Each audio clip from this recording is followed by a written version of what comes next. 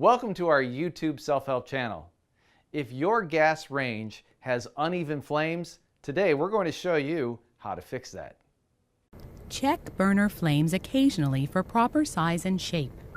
Good flames should be even and blue in color, but LP gas flames may have a slightly yellow tip.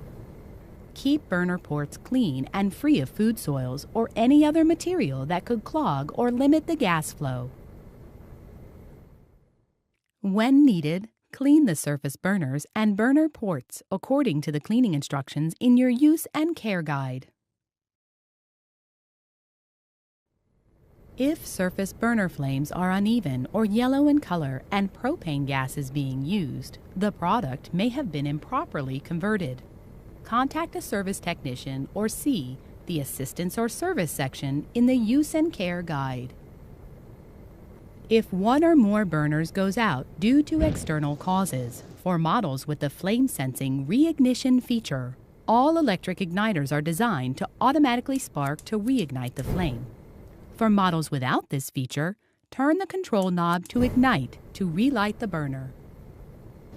If the electric igniters continue to click and spark and the burner fails to ignite or reignite, an external cause such as a draft or liquid spill may still be present. Remove the external cause and the burner should ignite or reignite normally. Sparking may also occasionally occur when using the low setting. Electrical shock hazard. Plug into a grounded 3-prong outlet. Do not remove ground plug. Do not use an adapter. Do not use an extension cord. Failure to follow these instructions can result in death, fire, or electrical shock. If the product was recently installed and the electric igniters continue to click after the surface burner has been lit, ensure the product is plugged directly into a grounded 3-prong outlet without an adapter or extension cord, and have a qualified electrician or trained specialist check the receptacle for the proper grounding and polarity according to the installation guide.